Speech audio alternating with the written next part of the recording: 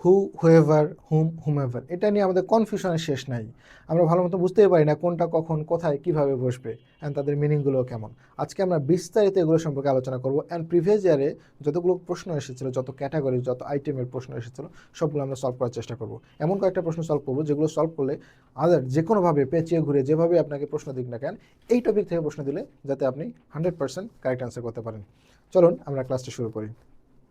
So আমরা দেখি হু, হুম, whoever, হুম ever. So এখানে একটা রুল দেওয়া আছে, হু এর পর ভার্ব বসে। হু এর পর সাধারণত কি ভার্ব বসে, হু প্লাস ভার্ব। আর হুমের পর সাবজেক্ট প্লাস ভার্ব বসে, অর্থাৎ হুম প্লাস সাবজেক্ট প্লাস ভার্ব। ওকে, সো আমরা একটু এইদিকে লিখি। 1 নম্বর রুল আমরা পেলাম, যদি হু কোথাও থাকে হু এর পর ডিরেক্ট ভার্ব বসাতে হয়। হু এর পর ডিরেক্ট ভার্ব বসাতে হয়। আর যদি আমরা হুম কোথাও ইউজ করতে চাই, হুম, তার মানে আগে একটা সাবজেক্ট বসবে, তারপর কিন্তু আমাদের ভার্ব বসবে। ওকে, এইটুকু আগে মাথায় রাখতে হবে। হুয়ের পর ডিরেক্ট ভার্ব আর হুমের পর কি সাবজেক্ট, তারপর ভার্ব। ওকে, এইবার আরেকটা নিয়ম আছে, হু আর হুম। এই যে হু আর হুম পেলাম, এই হু আর হুম নির্দিষ্ট কাউকে না বুঝালে তখন কি, এই যে হু আর হুমের সাথে কি নির্দিষ্ট কাউকে না বুঝালে তখন আমরা হু হুমের সাথে এভার যুক্ত করি। মানে এগুলোর দ্বারা যদি নির্দিষ্ট কাউকে না বোঝায়, মানে অনির্দিষ্ট কাউকে বোঝায়, তখন আমরা কি অনির্দিষ্ট কাউকে যদি বোঝায় হু হুম দ্বারা, তখন এই যে হু বা হুমের সাথে আমরা জাস্ট এভার যুক্ত করব, তখন হয়ে যাবে হু এভার অথবা হুম এভার। আমরা এটা প্র্যাকটিক্যালি দেখব। পুরো ক্লাসটা জুড়ে থাকুন, আপনি অনেক কিছু শিখতে পারবেন অ্যান্ড এগুলো নিয়ে কখনোই আর কনফিউশন থাকবে না। সো আমরা প্রশ্ন সলভ করতে করতেই শিখি। Number, I know the boy is there. আচ্ছা এখানে দেখুন তো প্রথমে কি আছে, গ্যাপের পর ইজ আছে মানে ভার্ব আছে। আচ্ছা ভার্বের আগে গ্যাপ, ভার্বের আগে কি বসে, ভার্বের আগে হু বসে, তার মানে আমাদের অ্যান্সার কিন্তু এখানে হু হবে। এইবার আরেকটা জিনিস দেখতে হবে আমাদের, যে এভার যোগ হবে কিনা।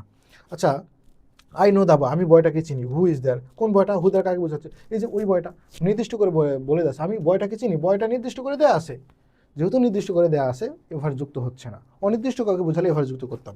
সো এখানে আপাতত অ্যান্সার কি, হুই আমরা দিচ্ছি। 2 নম্বর question, I made a person I never saw earlier. এবার যদি আমরা দেখি গ্যাপের পর কি কি আছে, সাবজেক্ট, নেভার স মানে ভার্ব আছে। Subject plus verb, subject plus ভার্বের আগে কি বসে, হু বসে নাকি হুম বসে, সাবজেক্ট প্লাস ভার্বের আগে তো হুম বসে, তার মানে এখানে আমরা কিন্তু অ্যান্সারটা নিব হুম। এবার আমরা দেখবো এভার কি যুক্ত হবে, না এভার যুক্ত হবে না। কাকে বোঝাচ্ছে হুম দ্বারা, এই যে এই পার্সনটাকে বোঝাচ্ছে, আই মেড এ পার্সন, এই পার্সনটাকেই তো বোঝাচ্ছে হুম দ্বারা। তো যেহেতু নির্দিষ্ট করে বলা আছে, এভার আর আমরা যুক্ত করতেছি না, হুমই আনসার। 3 নাম্বার দেখি, গিভ দ্য ক্লথস টু, ক্লথসগুলো দাও, কাকে দাও, নির্দিষ্ট করে কাকে দিবে বলা নাই কিন্তু। আগে যেমন আই মেড এ পার্সন, এই যে পার্সন একটা নাউন প্রোনাউন আছে, এই পার্সনটাকে কথা বলা হচ্ছে।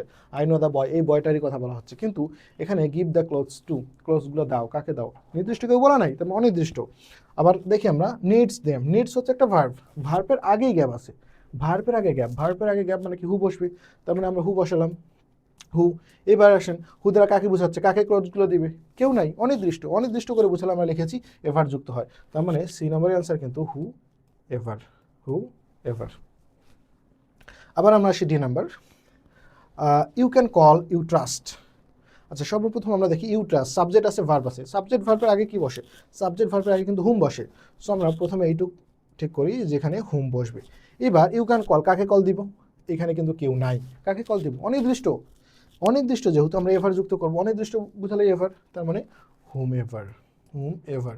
You can call whomever you trust, তুমি কল করতে পারো যাকেই তুমি বিশ্বাস করো তাকেই কল করতে পারো, নির্দিষ্ট করে কাউকে বলা নাই, এই জন্য আমরা কিন্তু এভার যুক্ত করতেছি। সো আমরা যদি একটু দেখি আগেরগুলোতে ভার্বের পর এখানে কি নির্দিষ্ট একটা নাউন প্রোনাউন ছিল, নির্দিষ্ট নাউন প্রোনাউন ছিল, এই জন্য এভার বসাই নেই আমরা। কিন্তু এইখানে এই যে এগুলোতে কোনো নির্দিষ্ট নাউন প্রোনাউন নাই, যেহেতু নাই আমরা কিন্তু এভার বসিয়েছি। এবার আমরা আসি বিভিন্ন পরীক্ষায় যে প্রশ্নগুলো এসেছিল এগুলো আমরা সলভ করব। ওকে, কোয়েশ্চেন নাম্বার 1 আসি আমরা, I know the gentleman helped you go there. Verb আছে, ভার্বের আগে কি বসে, ভার্বের আগে হু বসে অবশ্যই। এখন এখানে কি এভার যুগ হবে, আই নো দ্য জেন্টলম্যান, হু, এই হু দ্বারা কি জেন্টলম্যানকে বোঝাচ্ছে, মানে কি নাউন প্রোনাউন আছে, আপনি দেখবেন নাউন প্রোনাউন আছে কিনা, নাউন প্রোনাউন আছে কিনা, এই যে নাউন প্রোনাউন আছে, তার মানে এটা কি নির্দিষ্ট করে বোঝাচ্ছে, যেহেতু নির্দিষ্ট করে বোঝাচ্ছে আমাদের এভার আর যোগ করার দরকার নেই, হুই অ্যান্সার, তার মানে সি নাম্বার রাইট অ্যান্সার। এবার আসেন 2 number, it was I he wanted to sing too, he wanted, subject verb আছে, সাবজেক্ট ভার্ব থাকলে কি হু বসে নাকি হুম বসে, অবশ্যই হুম বসে, তার মানে এই যে আমাদের অ্যান্সার হুম। এবার কি এভার যোগ হবে না, ইট ওয়াজ আই, এই যে নাউন প্রোনাউন আছে, নাউন প্রোনাউন আছে, তার মানে এভার যোগ হবে না, তার মানে কি হুমই অ্যান্সার হবে এখানে। এবার আসে 3 number, action will be taken against breaks the law. Breaks মানে ভাঙ্গা, যারা ল ব্রেক করে। যেহেতু ভার্ব আছে, ভার্বের আগে কি বসে, তার মানে এখানে আমাদের হু বসবে। এবার আমরা দেখব এভার বসবে কিনা। এখন অ্যাকশন উইল বি টেকেন্স, অ্যাকশন নেওয়া হবে কার বিরুদ্ধে, এখানে কেউ আছে নাই, মানে কি যে ভাঙবে তার বিরুদ্ধে। এখন ওই মানুষটা কে নির্দিষ্ট করে বলা নাই, অ্যাগেন্স্টের পর কেউ নাই, যেহেতু নাই অনির্দিষ্ট, অনির্দিষ্ট হলে কি আমরা এভার যোগ করি, তার মানে এখানে অ্যান্সার হচ্ছে হু এভার, হু এভার। ঠিক আছে, এখন হু এভার কোথায় আছে, আমরা যদি দেখি হু এভার আছে সি নাম্বারে, সো এটাই রাইট অ্যান্সার। এখানে একটা ওয়ার্ড দেখি আমরা হুম সো এভার, হুম সো এভার আর হুম এভার কিন্তু একই জিনিস। ঠিক আছে, সো হোয়াট এভার আমরা নিব না, হু এভার সি নাম্বার আমাদের কারেক্ট অ্যান্সার। এবার আসি আমরা পরের প্রশ্নগুলোতে চলে যাই।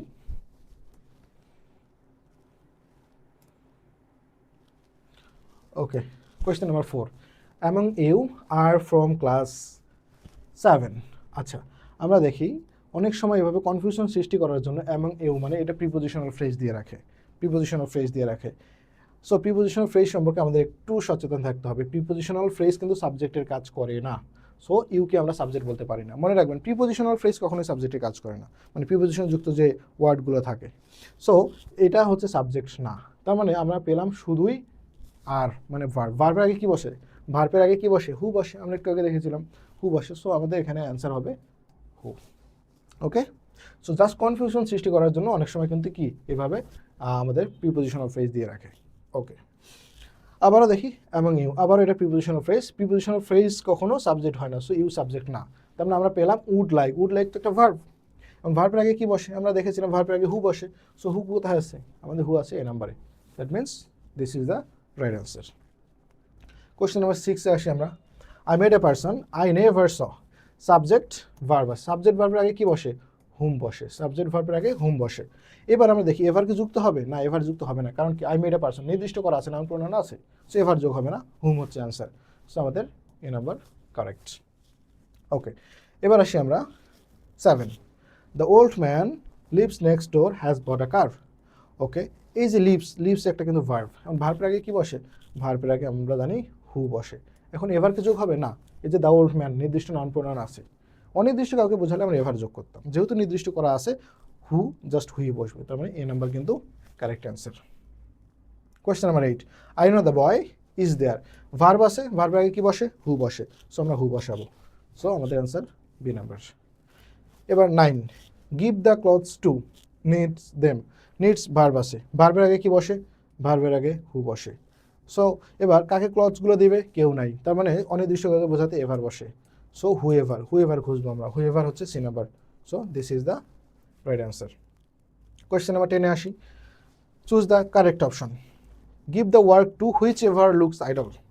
আমরা যদি সবগুলো দেখি লুক আইডল নামে সবগুলোতেই আছে লুকস আইডল, লুকস আইডল মানে যাকে অলস দেখায়, ঠিক আছে, সো লুকস কিন্তু ভার্ব, ভার্বের আগে আমরা, ভার্বের আগে এই যে এই কয়েকটা ওয়ার্ড পাচ্ছি, whichever, whomsoever, whom হো এভার, ভার্বের আগে আমরা জানি হু বসে, সো লুকস, লুকস যেহেতু একটা ভার্ব, ভার্বের আগে আমরা জানি হু বসে, হু দিলাম। এবার সবগুলো অপশন একটু বিবেচনা করি, give the work to, give the work to কাকে ওয়ার্কটা দিবে, নির্দিষ্ট কার কথা বলা হয়েছে যে give the work to the boy, এরকম তো বলা হয় নাই, নির্দিষ্ট বলা না থাকলে আমরা এভার যোগ করি, তার মানে এখানে হু এভার হচ্ছে আমাদের অ্যান্সার। এখন হু এভার কোথায় আছে, এতে নাই, সিতে নাই, এখানেও নাই, এই যে ডি নাম্বারে আছে, তার মানে আমাদের কি ডি নাম্বার কিন্তু রাইট অ্যান্সার। ওকে, আমরা নেক্সট কোয়েশ্চেনগুলো সলভ করি।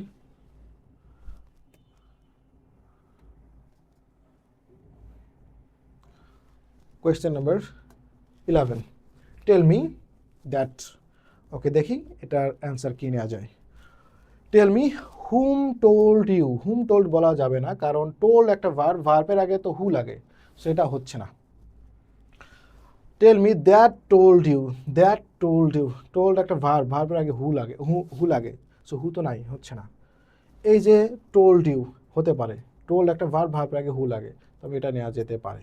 আবার টেল মি টোল্ড ইউ, এটা তো ডাবল ভার্ব হয়ে যাচ্ছে, হবে না, তার মানে সি নাম্বার কারেক্ট হবে। টেল মি আমাকে বলো, হু টোল্ড ইউ দ্যাট, কে তোমাকে এটা বলেছিল, so C number correct option. এবার আসি আমরা question number 12, I met a person I never saw earlier. So এখানে আমরা যদি দেখি সাবজেক্ট আছে, ভার্ব আছে, সাবজেক্ট আর ভার্বের আগে কি বসে, হুম বসে, সো আমরা দেখি এখানে হুম হচ্ছে D number, so D number আমাদের right answer. 13 the specialist you want to meet, you হচ্ছে সাবজেক্ট, ওয়ান টু হচ্ছে ভার্ব, সাবজেক্ট ভার্বের আগে হুম বসে। সো হুম কোথায় আছে?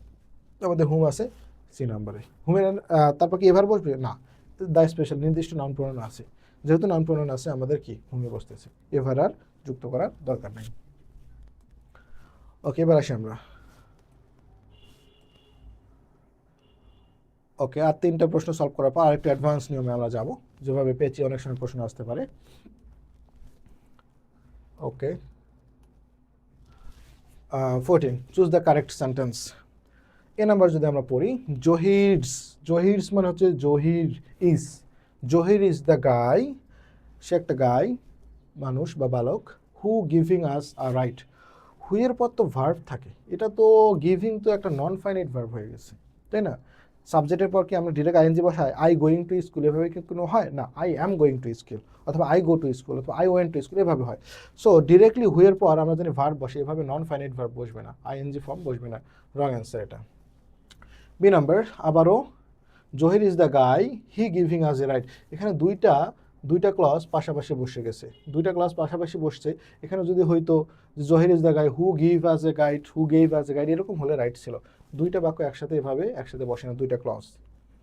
C number, Zahir is the guy who's giving us the guide, না, যে আমাদেরকে গাইড করেছিল, জের ইংলিশ কি হুজ, না, জের ইংলিশ হচ্ছে হু, সেটা মিনিংফুল কোনোভাবেই হয় না। দেখো, Zahir is the guy who's giving us right, who's বলতে কি হু ইজ গিভিং, হ্যাঁ এইবার কিন্তু রাইট, যে আমাদেরকে গাইড করতেছে, Zahir is the guy who is giving us right, sorry guide না রাইড আর কি, যে আমাদেরকে একটা রাইড দিচ্ছে। ওকে, সো এটা ঠিক আছে। এবার আসি number, Zahir the guy double subject হয়ে গেছে, জহির একটা, দ্য গাই একটা, ডাবল সাবজেক্ট হয়ে গেছে, কোনো ভার্ব নাই এইটুকু অংশে, সো আমরা এটা রাইট নিতে পারি না, সো আমাদের অ্যান্সার কিন্তু D number. 15 everyone knew the poet, the students has invited, the student subject, had invited হচ্ছে ভার্ব, সাবজেক্ট ভার্বের আগে কি বসে, হু নাকি হুম? অবশ্যই হুম বসে, সো হুম কোথায় আছে? আমাদের সি নাম্বারে আছে, তার মানে এইটাই রাইট অ্যান্সার। এবার আসি আমরা, Manzur with I work helped me, এবার আমরা দেখি এটা প্রশ্ন দুইভাবে সলভ করা যায়। প্রথমে আমরা দেখি সাবজেক্ট আর ভার্ব আছে, সাবজেক্ট ভার্ব থাকলে আমরা কি বসাই, হুম বসাই, সামনে হুম বসাই, আমাদের অ্যান্সার কিন্তু হুম, ঠিক আছে। আবার অন্যভাবে চিন্তা করলে মনে রাখবেন, প্রিপোজিশনের পর হু কখনো বসে না, প্রিপোজিশনের পর সাধারণত হুম বসে, প্রিপোজিশনের পর হুম বসে, সো এদিক থেকেও আমরা বলতে পারি হুম হচ্ছে রাইট অ্যান্সার। এবার আসি 17, Rahim found a laptop in the ক্লাসরুমে একটা ল্যাপটপ পেয়েছিল Rahim, but could not determine it belong to, ঠিক আছে।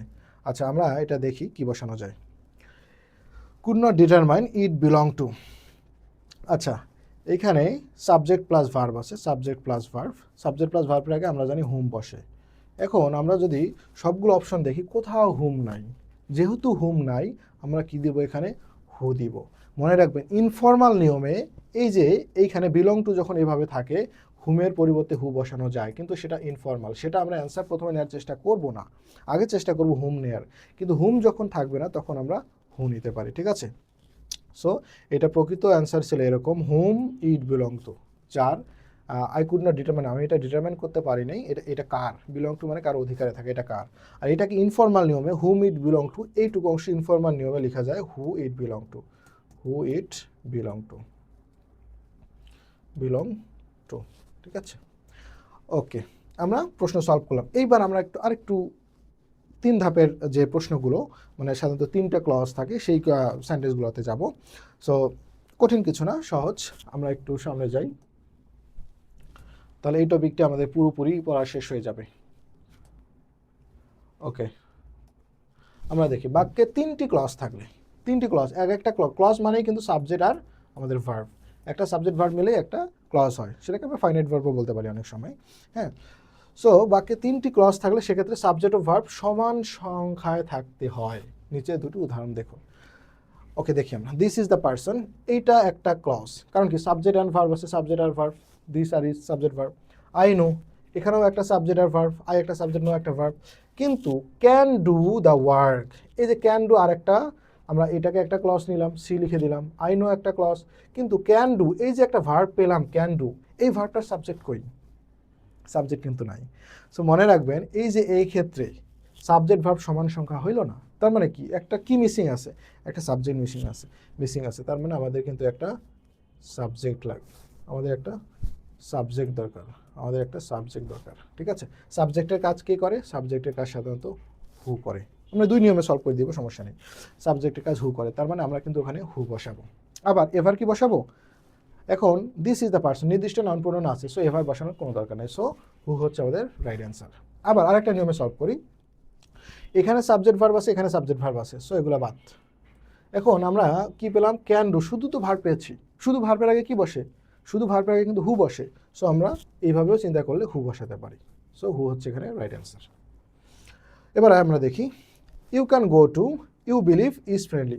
এই যে ইউ ক্যান গো টু একটা ক্লজ, সাবজেক্ট ভার্ব পেয়েছি সমান সংখ্যায়, ইউ বিলিভ এখানেও একটা সাবজেক্ট ভার্ব পেয়েছি, সো এটাও বাদ। এবার দেখি আমরা ইজ ফ্রেন্ডলি, এই যে ইজ একটা ভার্ব পেলাম, এই ভার্বের কি কোনো সাবজেক্ট আছে? না, সাবজেক্ট নাই। সাবজেক্ট যখন থাকে না, সাবজেক্টের কাজ কে করে? হু করে, তার মানে এখানে কি আমাদের অ্যান্সার হু হবে। কিন্তু হু এর সাথে কি এভার যোগ হবে? দেখি তো, ইউ ক্যান গো টু কার কাছে যাবে?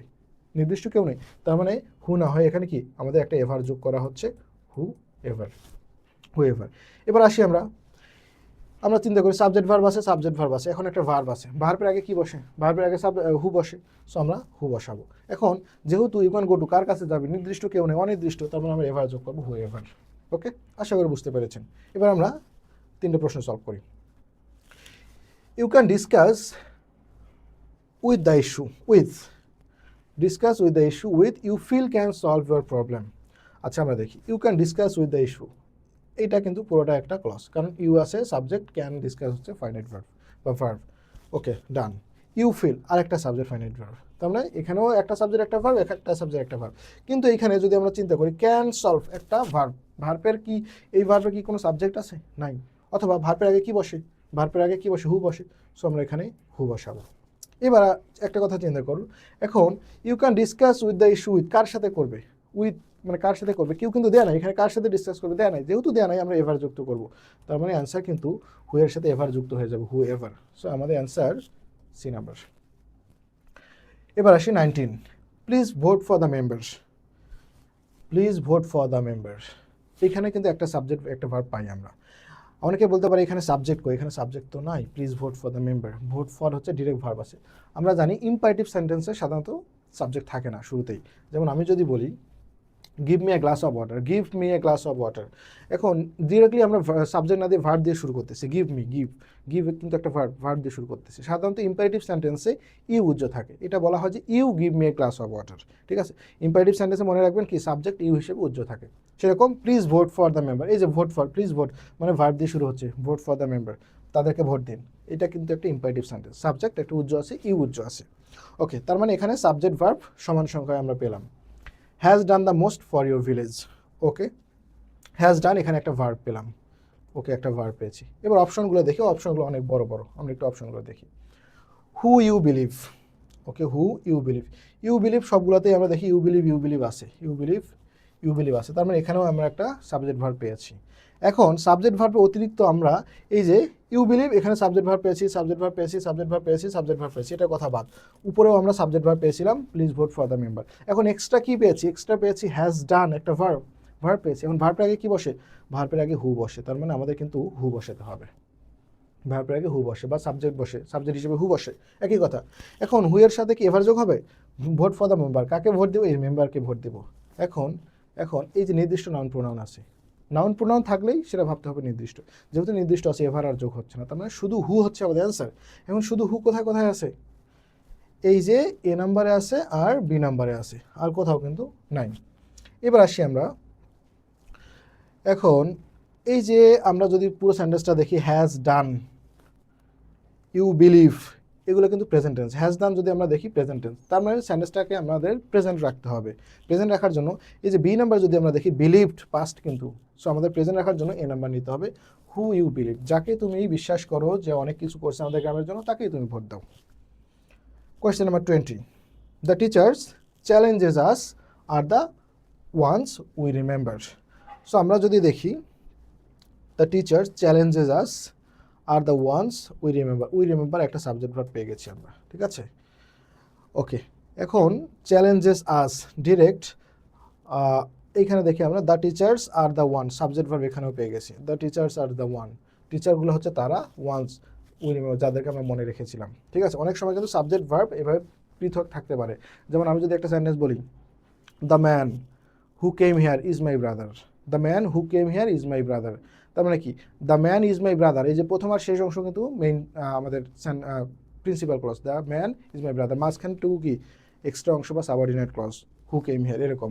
The teacher are the ones এটা হচ্ছে আমাদের মেইন সাবজেক্ট, এটা হচ্ছে subject verb, R we remember আর একটা সাবজেক্ট ভার্ব। তার মানে চ্যালেঞ্জেস যেখানে একটা ভার্ব, ভার্বের আগে কি দরকার, ভার্বের আগে আমাদের সাবজেক্ট দরকার, অথবা ভার্বের আগে আমাদের কি লাগে, হু লাগে, ভার্বের আগে আমরা হু দিই, তার মানে এখানে আমরা হু দিব।